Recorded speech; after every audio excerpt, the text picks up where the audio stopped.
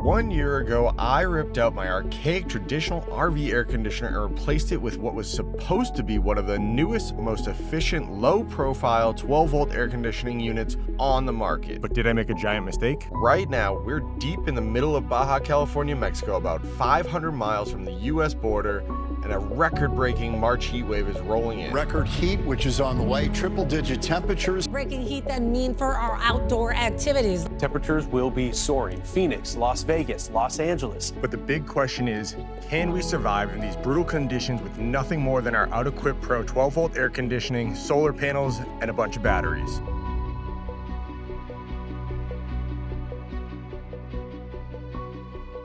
Today, we're going to be putting our OutEquipPro 12-volt air conditioning through an extremely rigorous 24-hour test here in the Mexican heat. But we're also going to be talking about how this AC has been performing over the last year of ownership and if we've had any issues. So you can see that our rig is parked in a spot with a ton of morning sun exposure, but you also may notice this giant tree behind me, which in the afternoon provides us a ton of shade.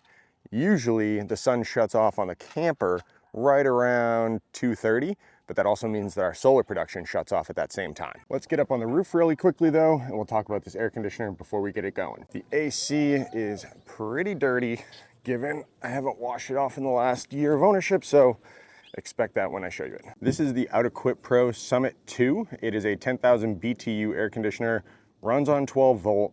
The dimensions are 28.3 by 28.3. The weight on it is only 43 pounds, which is about half of what my Coleman air conditioner was that used to be up here. But most importantly, this thing is super low profile. One of the most, if not the most, low profile 12 volt ACs on the market at only 6.3 inches tall. So what that allowed me to do is sneak it underneath my solar panels like you see behind me. In my personal experience, this 12 volt AC consumes anywhere between 650 watts when you put it on turbo mode, which is the highest speed rating and the highest compressor rating, all the way down to about 320 watts when you have it on the lowest fan speed and the compressor is still on. Let's get off this hot roof before I trip on something, and then we'll go over our electrical system for the camper really quickly. Our electrical system consists of two 460 amp hour batteries with 1200 watts of solar on the roof. It's broken up into two arrays. One is 800 watts, the other is 400 watts. And everything from those solar panels and all the power comes down into this battery compartment here, and then I have another one on the opposite side of the rig. If you want to see how we installed these big old batteries into our toolboxes here, I have a whole specific video about it. Check it out on our channel. Batteries are almost fully charged here. We have 445 of the 460 amp hours available to us. Puts it at about a 92% charge. And we should continue to get a little bit more solar throughout the day. But the question will be, does our AC consume all of the solar input? As a little asterisk, when I put this up on the screen, this is only showing one battery's worth of power and also one battery's worth of solar input. So the 328 watts that I'm seeing here, double that, and that's essentially what the batteries are taking in right now. Inside the camper, we don't actually need a thermostat. The cat tells us when it's too hot by sitting on the ground. That's his warm weather spot for in the camper. You can see that it's kind of dark in here. One of the ways that we keep it cool in here, whether we have the AC on or not, is by putting these inserts in our window. That is a combination of Reflectix and felt. That gets rid of so much heat, keeps so much hot energy out of the camper. If we didn't have these inserts in right now, it would be 100 degrees in here instead of the 80 degrees that it is now. You can see by the sweat on the top of this big old dome, it's pretty hot out. Before I turn on this AC, I have to close all the windows, obviously. The way we've been keeping cool when the AC is not on is by utilizing our dual max fans, which are available on eTrailer.com, the sponsor of today's video. If you're interested in a max fan for yourself, be sure to check out the link in the description below.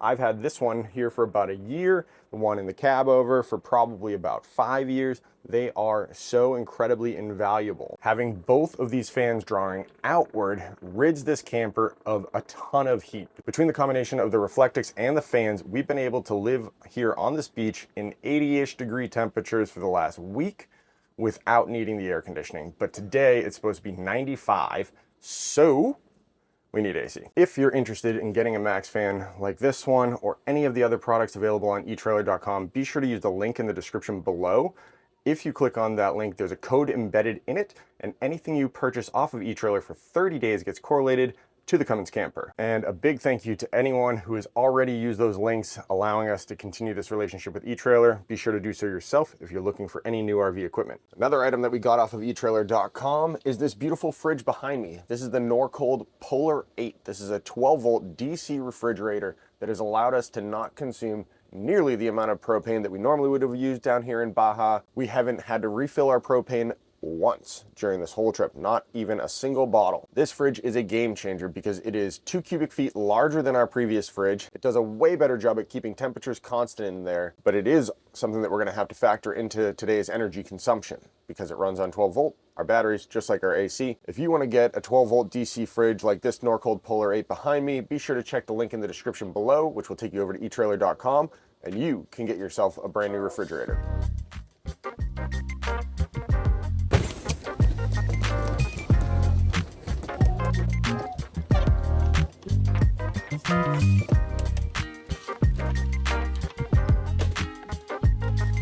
As I'm preparing to turn this AC on, it is 11:23 a.m. That's a cute cat. We are going to be running this thing for 24 hours straight on solar and batteries alone. Let's see how it goes. Let's see how much battery consumption we use throughout this period. Go.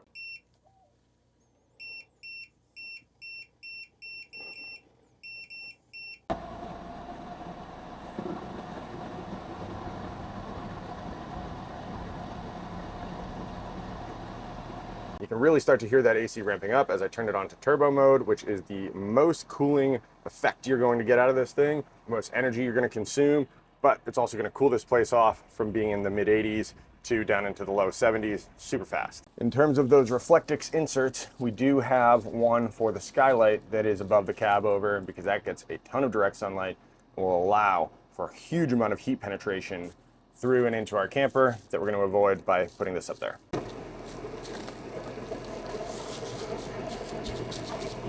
You can see that I not only have the window insert in the dinette for the top 2/3, but I also put the smaller ones in for the bottom third, and then I close the curtains behind it to trap all of that hot air and hot energy behind the curtain.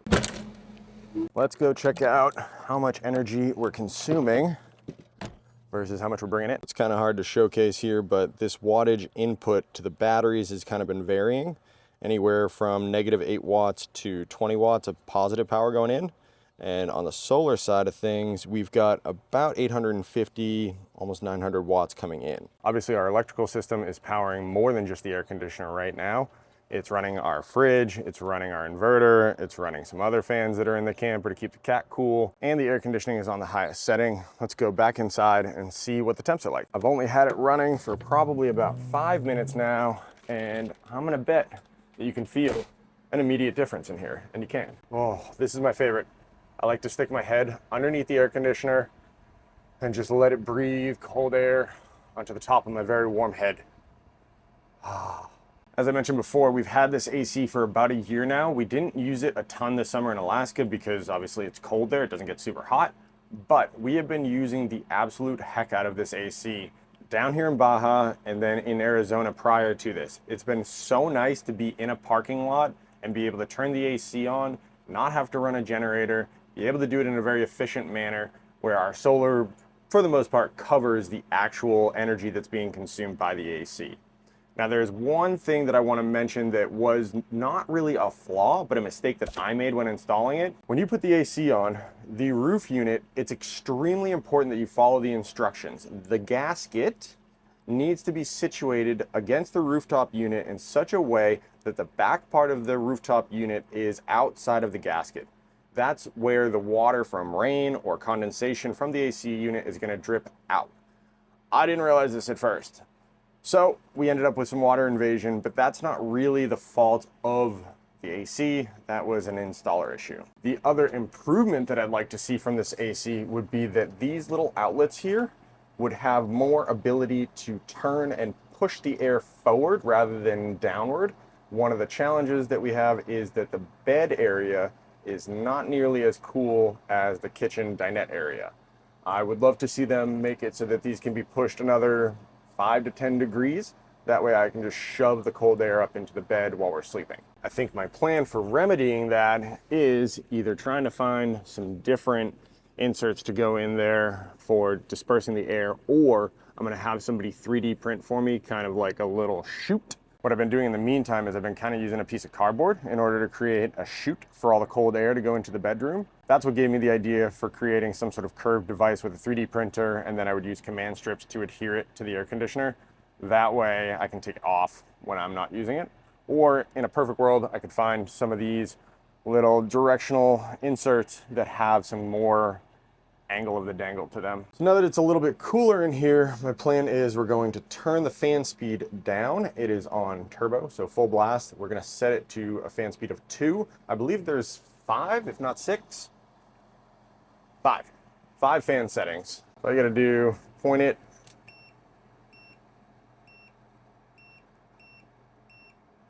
There we go. Fan setting 2, you can hear it immediately slow down. I'll show you guys what the energy consumption looks like. By comparison to being on turbo mode, it's gonna be drastically less. While we're on the topic of improvements, one thing that I would love to see would be a Bluetooth setup so that I can control the AC from my phone rather than only the remote.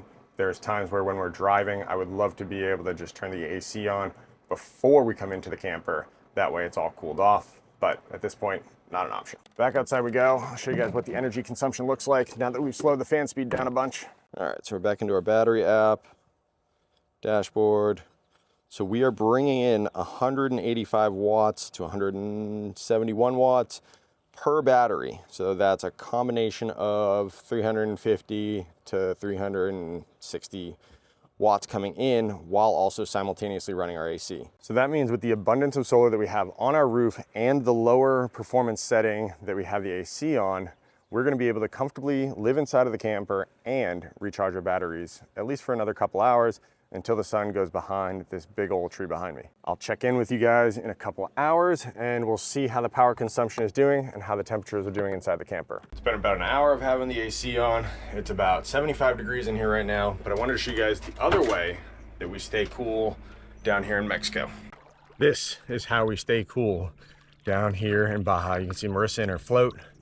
I'm starting to get up to the areas that feel very sensitive to the cool water. It's probably like 75 and I'm just being a LBB, as we call it, little bitch boy. Ooh. Yeah, it's gonna feel refreshing.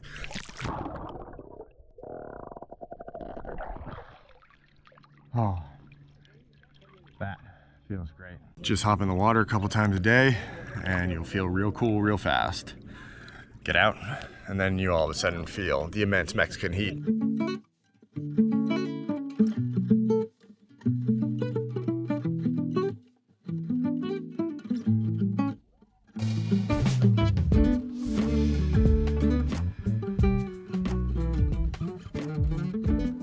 Been a couple hours and I was just checking on the thermometers both inside and outside. There are these little guys here and they're Bluetooth, so sync to my phone. Outside in the shade, it is 87 degrees according to the thermometer. If I put it in the sun, it goes well over 100 and kind of makes it a skewed temperature. Inside the camper, it is 77 degrees. We are on the lowest setting for the fan and compressor, so we're consuming the least amount of energy possible. If I wanted to burn more energy, yes, it could be colder, but the purposes of this test is really to provide comfort to us inside of the camper while also burning the most reasonable amount of energy possible in a real world scenario. This is what I would do if I wasn't filming. I would have it on a low setting to try and conserve energy. This is also the turning point in the day where the sun starts to go behind this big tree that is to my right. You can see that it is starting to put a little bit of shade on some of my solar panels, and in about an hour or so we will be on pretty much just battery alone, no solar input, but we're also going to have a much cooler camper because the sun is not pushing its energy onto the camper itself and working our insulation and our rig harder to try and stay cool. Let's do a midday power check on our batteries. I'm only sitting in order to have kind of a tabletop here for the camera and my phone. You can see our solar output has definitely gone down as the sun has kind of made its way around the corner and a little bit of our panels are in the shade. Then if I toggle over to my battery app, so you can see our battery percentage has actually gone up over time. Also, our total amp hours have gone up over time. And we are still bringing in a total of 73 watts to just this one battery. The battery that's on the opposite side of the truck is also getting the same, about 70-ish watts. So 140 watts total still going into our batteries, even with running our air conditioning on the lowest, most efficient setting possible and maintaining a comfortable 77 degrees inside. Pretty darn impressive to be able to run an air conditioner and still bring power in to the camper. I will say I would love to have maybe a 400 watt portable deployable solar panel. That way I could put it out in front of the camper and continue to chase the sun all day long until it goes behind that mountain over there. Inside the camper, it is still super dark because we have all the window inserts in, but it's very, very comfortable in here. Everybody, including the cat and the Marita, are happier in here in terms of the temperature than we are outside in the direct sunlight. We've been inside the camper cooking a bunch. Marissa made me a delicious rice bowl with ground beef, had an egg on it, had some bacon on the side, threw some buffalo sauce on it. Because we're cooking inside the camper, I turned the air conditioner up to power level 3 out of 5, and it is doing a very good job of keeping it cool in here.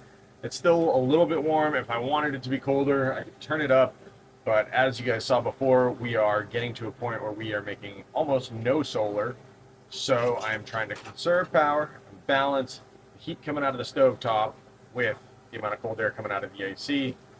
And it's probably about 78 in here right now. And you've also got a giant cast iron pan that is ripping hot over here with a propane stovetop, obviously contributing to how warm it's going to be inside here.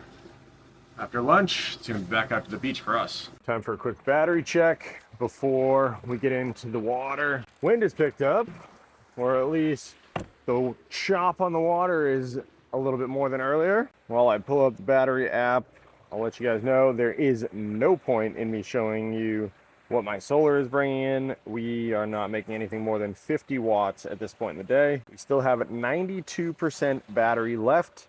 446 amp hours. Realistically, these batteries have been known for me, in my experience, to hold more like 470 to 480 amp hours. Being at 92% after 4 hours of runtime, it's plenty cool in the camper, and it's only gonna get cooler now that we're in the shade. Got 20 more hours of testing to go.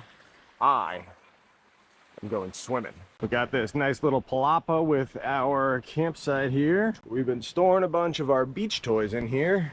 Our Kokopelli kayaks, Marissa's float, which I'm about to steal from her. It's also a great place to stay cool. You could be hanging out in there underneath a tree, living a good life.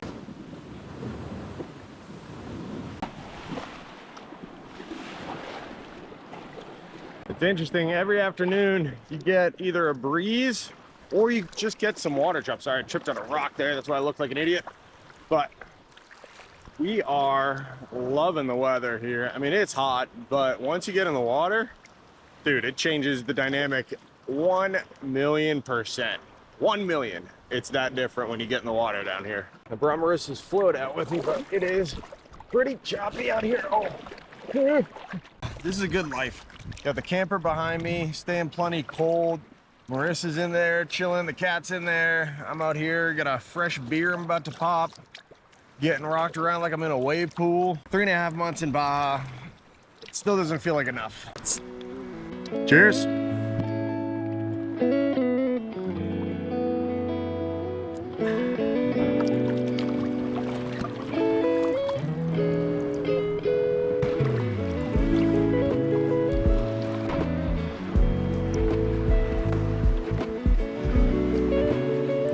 Outside for a while, hanging out with our friend Marcelo, who, if you've never been to the Bay of Conception, is the dude who offers horse rides in the area. We did a horse ride with him last year when we were down here. There's a video about it if you go back a year. But I stepped into the camper to grab the camera and realized it's actually pretty darn cool in here, to a point where I'm gonna change the temperature setting in hopes that this thing eventually kind of shuts off a little bit. When the AC reaches its desired temperature, the compressor shuts off and the fan continues to run on an even lower setting than where we're at now, which will conserve some more energy. And because this is a real world test, this is what I would do. The camper's in the shade, the sun's kind of getting ready to go down.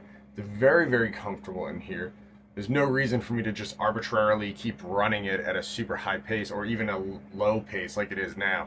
I would prefer to conserve some energy while we're hanging out outside the camper. I'm not shutting it off because I'm not ending the test, but I'm just gonna kind of slow it down a little bit. It's been up there in a bunch of these shots, but I forgot to talk about it. This is half of my usual cardboard setup that I use for sending the cold air up into the bedroom. I figured slice it down the middle, set up half of it for blowing cold air up into the camper, which the cat is enjoying. You see his little beautiful face in the basket there. And then the other half of the AC is distributing into the kitchen area. Eventually, I will figure out a more professional looking setup than a piece of cardboard and Gorilla Tape. I know it said 72 on there before I started changing the temperature, and I know I reset it to 78, but it is definitely colder than 72 in here. So to set it to 78 seems pretty reasonable, given the goal of trying to conserve energy. We've been just hanging out inside the camper. Marissa made us dessert for dinner tonight, and it's a little bit kind of warm in here. I've had it on the fan mode for a while, so I'm gonna start to cool it off for the evening before we get ready to go to bed. Plenty dark out here, and we need to get it down somewhere into sleeping range. You can see that it says 80 on the thermostat. It's nowhere near that. It's 76 in here right now, and I want to try and get it down into the low 70s again before we bring it back into the fan mode. 72 seems like a good, comfortable sleeping temperature in here. Even though that says 80, if I leave it on for probably 10 minutes, it'll go from 76 down to 72. I'm getting all of this information based on my Bluetooth thermometers that I have throughout the camper and outside. We are laying in bed, and I've got my super duper cardboard air chute blowing all the cold air from the air conditioner at us. This is the first time in a long time where I've gotten into bed and put the covers on immediately. Marissa's got some little movie on, and we're gonna check in with you guys in the morning, and we'll find out how much energy did we consume using our air conditioner overnight to keep it comfortable in here.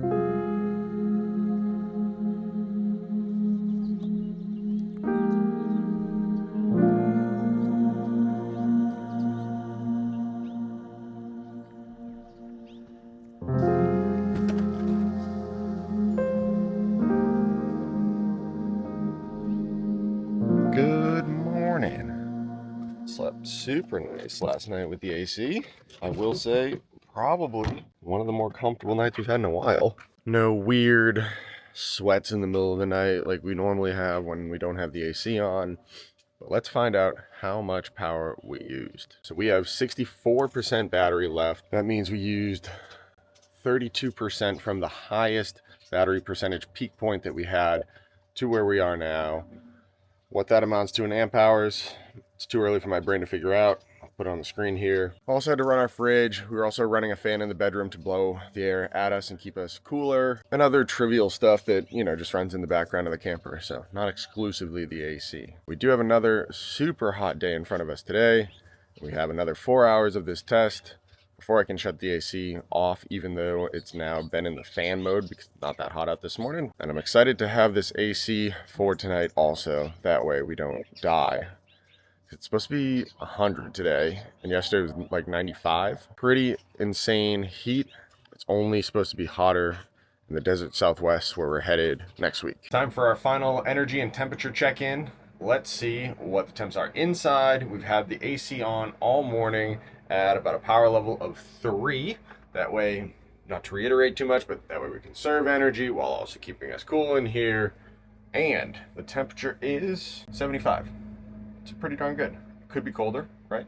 Could turn it up more. Let's go check on the energy levels. If you've been wondering why I have to go outside to check my energy levels, it's because my battery's Bluetooth range is insufficient inside the camper. But if I stand right here by the vent of my composting toilet, I'm able to get a perfect reading on my battery percentage levels. We are at 73% right now. What was our low earlier? 64%, 66%, something like that. And then yesterday was a high of 96% battery. So essentially we used 23% of our battery's capacity in order to run our AC for 24 hours. I'll put down here what that ends up as in terms of amp hours. Very, very impressive to only utilize 20% of your battery setup for running an AC off of solar and batteries all day long. So now that we're done with the test, how do I really use this AC in a normal setting? What I usually have been doing is letting the camper get a little warm during the day, running the max air fan to try and keep it cool in there. And then at nighttime, I'll turn the AC on for 4 to 6 hours, sometimes 8 hours, to cool it off in there and not deplete my batteries in the way that I would by running it 24/7. If you've been considering getting a 12 volt AC, I could not recommend the OutEquipPro 12 volt AC unit enough. It's worked out really, really well for us. I would not want to go back to a regular 120 volt air conditioner with a generator or trying to run it off of my inverter. It's just not efficient enough to be able to do so on batteries alone, where this 12 volt AC, as we've clearly tested, can work very, very well off-grid. And if you want to see how we installed our 12 volt OutEquipPro AC, click on this video right here. And so if you want to get your own OutEquipPro 12 volt AC, I'm going to leave a link in the description below. Feel free to check it out. Thank you guys so much for being here. Thank you for watching this video. Be sure to give it a like, subscribe, turn on notifications. We are headed out of Baja in the next video. We're going to Guerrero Negro, then we're going to San Felipe, then we're going to cross the border. Bye.